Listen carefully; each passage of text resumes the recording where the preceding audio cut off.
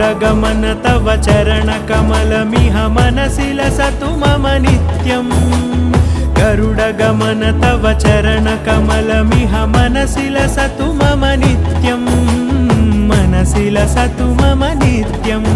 मम तापमपाकुरु देवा मम पापमपाकुरु देवा मम तापमपाकुरु देवा मम पापमपाकुरु देवा